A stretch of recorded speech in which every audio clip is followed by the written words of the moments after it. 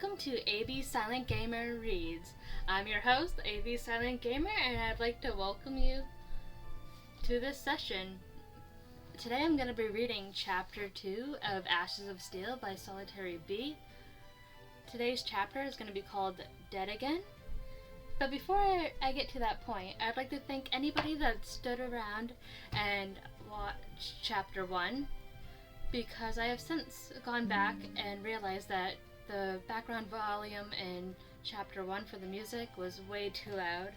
Hopefully I have rectified that in this chapter.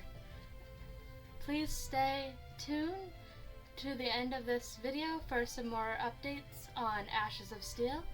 Without further ado though, let's get to the story. Thank you. Chapter 2. Dead Again.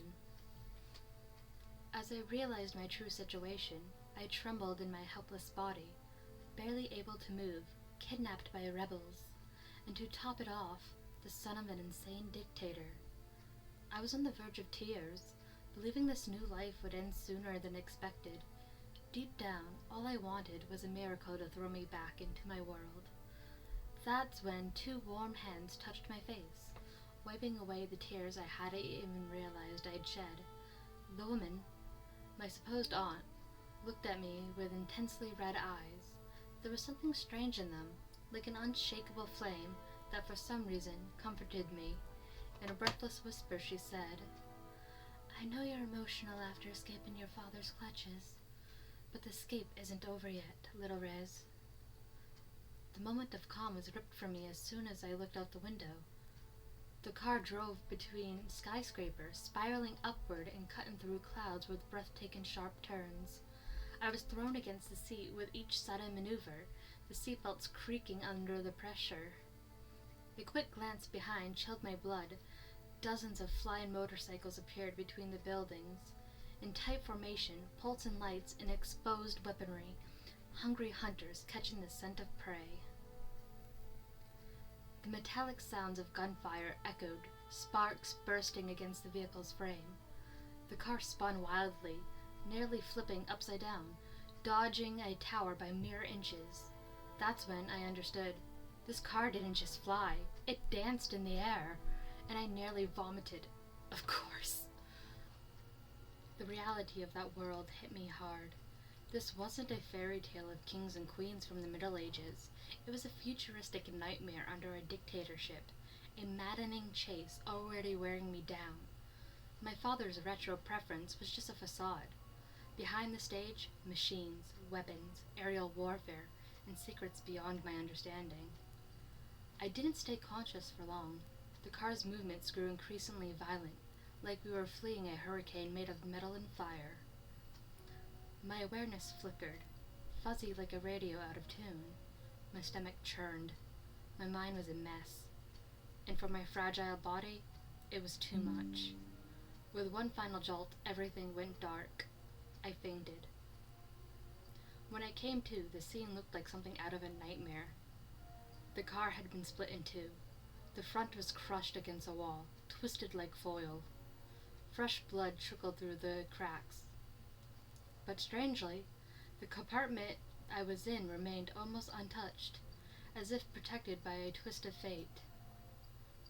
Lane lay nearby on the ground, spitting a thick mix of saliva and blood, her face twisted in pain. She tried to support herself with a trembling arm, but couldn't stand. The air was thick with tension, my heart pounding like it wanted to flee from my chest. In the distance, firm footsteps approached, a sound that made me freeze. I knew who it was, but what could I do? I had just become alert. That's when I felt something near my arm, a weapon, similar to the ones I had seen in the guard's hands.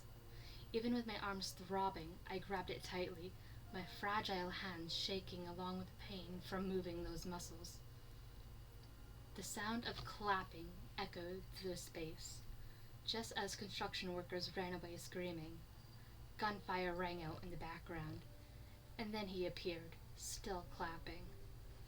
"Ah, Lane, did you really think you could escape inside my domain? Silly girl, stealing my things. As always, little sister. Go back to hell, you demon! She was kicked hard, sent flying against an unfinished pillar, which collapsed with her. The absurd strength of that man made me doubt a single bullet would be enough to bring him down. Yeah, I am. I am what I had to become. Do you really think they'd accept one of us as leader without being crushed first? He pulled a cigarette from his pocket with the calm of someone who had already won. A guard lit it for him. The ember briefly lit his impassive face as he approached Lane. With one arm, he removed the stone pinning her down, tossing it aside as if it was styrofoam, not concrete. His inhuman strength was terrifying. But what shocked me more was that Lane was still breathing. I still don't understand why you would defend those pigs. They hunted us, killed so many of us, and yet you pity them, enough not to stand by your own brother? He gently ran his hand through her hair and yanked it brutally, lifting her by force, and blew smoke in her face. I only accepted it because we had no choice. Sister, we always had choices. Our blood is superior to all of them. He forced her to look at me. I wasn't even offended. I was too busy dying of fear. He's your son. So was the other, but both are roaches in my house. Blood as impure as the rest. That's why they cannot inherit my power. You love that woman so much, and you still killed her children like garbage. Just like that bitch who betrayed me. Oh, right. I forgot to tell you. I killed her too. She was betraying me, and you know exactly who with, don't you? My beautiful sister, since you always dare to steal what's mine. This time, I'll steal something from you.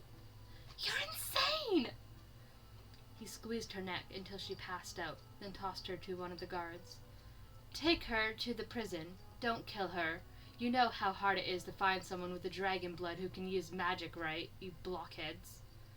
As they left, the eyes I feared the most turned to me. Ah, right, you're still alive. I'd even say useful. The little cripple was the reason for my victory. He walked up, gave me a few light pats on the face. How does it feel? Because of you, your dear aunt fell.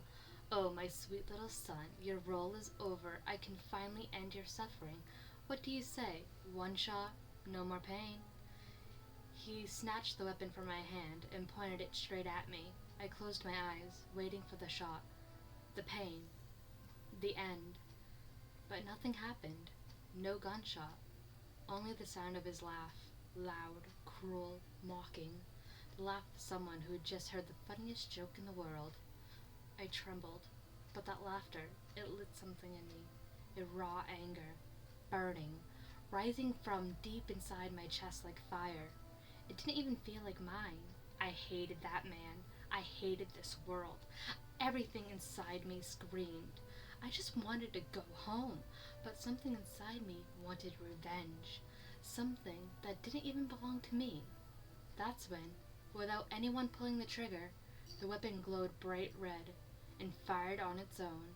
Pain exploded in my arm. Blood dripped. Raskai, shocked, dropped the cigarette from his mouth. His eyes wide, fixed on me. What the hell? He awakened now?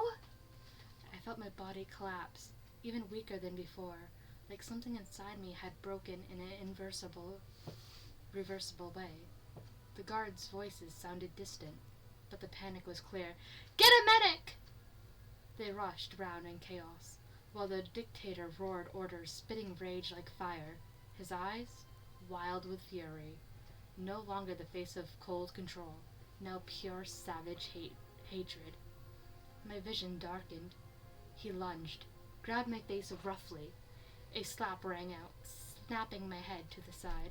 Don't you dare die now, he growled. Not after awakening. Go to hell! Those were my last words.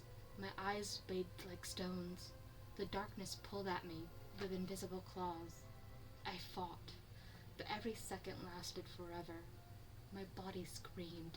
His words echoed like hammers, but the pain and exhaustion were greater. I had no strength.